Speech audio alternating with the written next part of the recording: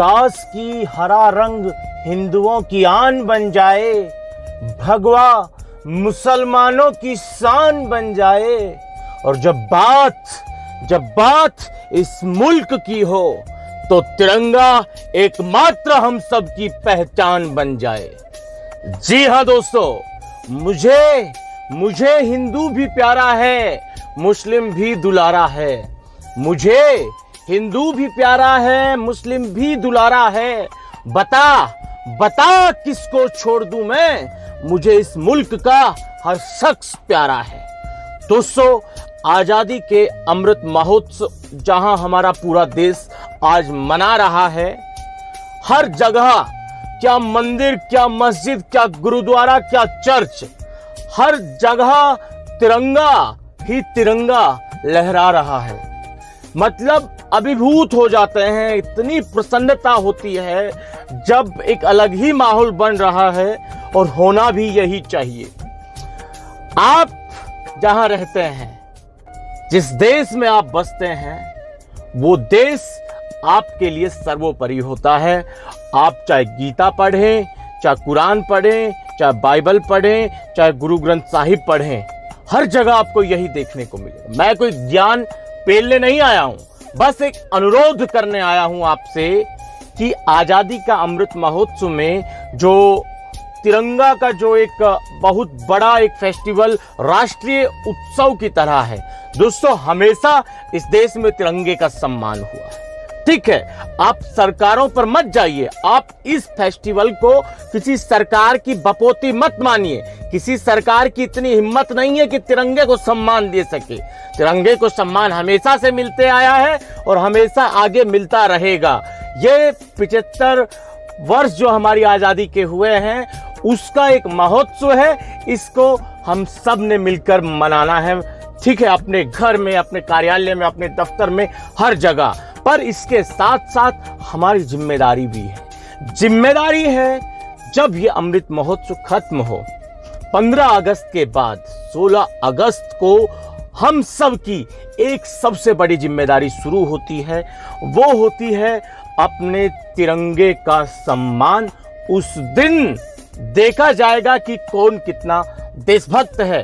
तिरंगा सब लहरा सकते हैं, फहरा सकते हैं, पर उसके बाद ससम्मान उस तिरंगे को उसकी सही स्थान तक पहुंचाना ही सच्ची देशभक्ति है।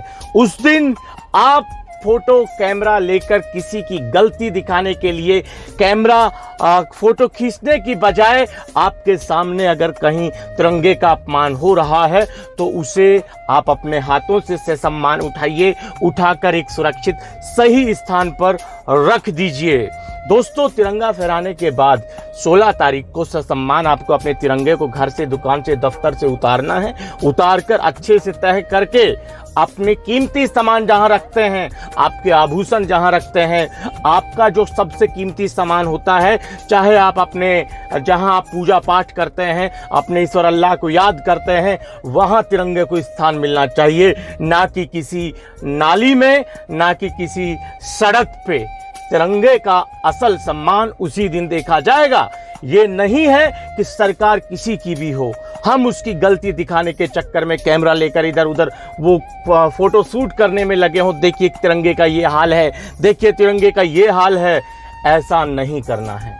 सरकार को कोसने के, सरकारों को गाली देने के आपको बहुत मौके मिलते हैं, पर यह मौका है देश की आन बान शान और तिरंगे के सम्मान का।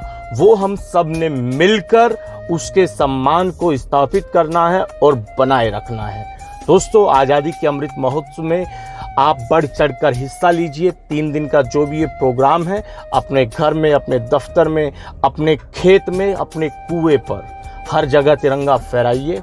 पर उसके बाद जो असल काम है, तिरंगे को ससम्मान, उसको उसके सुरक्षित स्थान तक स्थापित करने का, क्योंकि हर साल 26 जनवरी आता है, हर साल 15 अगस्त आता है। उस तिरंगे का इस्तेमाल आप दोबारा से कर सकेंगे। बिल्कुल उसे अपने कीमती आभूषण की तरह संभाल के रखिए, क्योंकि 150 करोड़ की जनता का सबसे बड़ा आभूषण है तिरंगा। इसके आगे सब फेल है।